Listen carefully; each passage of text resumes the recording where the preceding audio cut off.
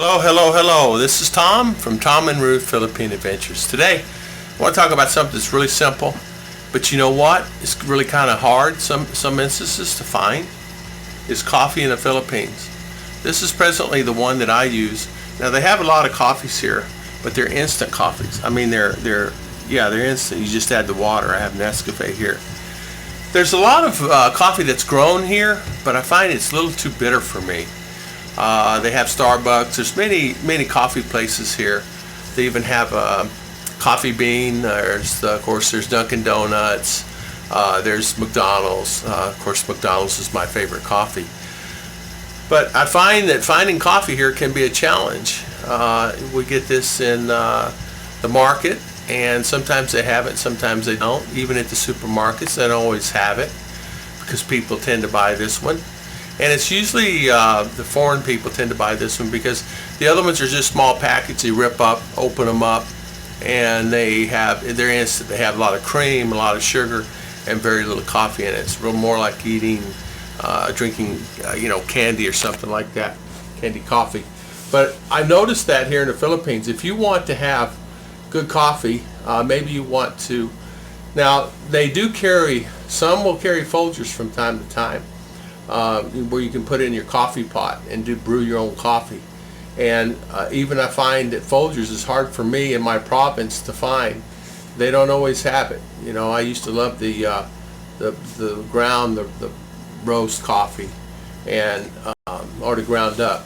Now 7-Eleven here, they do have their own. You can actually get your own coffee beans sent in. But the problem with that is, depending on where it's grown and the type of bean, it can be really bitter also. So I find that I just tend to use the Nescafe coffee, and which helps me out a lot, and just add my sugar to it. Now, a lot of I just lived on coffee all the time, and I would just wake up in the morning and say, I had a Keurig, and I would just spend the money on that and try to get a good cup of coffee out of that, where you put the little modules in the top and fill up the water. And those are pretty nice. You can actually buy that here, but it's pretty expensive. It's expensive in America, 40 cents for a cup of coffee.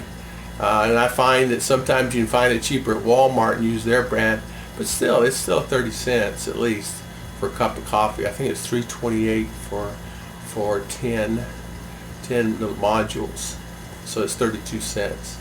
But plus the tax. But here, I just this morning I was thinking about it, and I said, man, just get a good cup of coffee sometimes. Can be a challenge.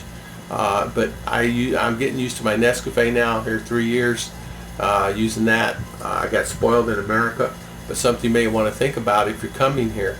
You may want to think about if you like coffee as much as I do. I like having it in the morning and a cup in the afternoon about 4 o'clock.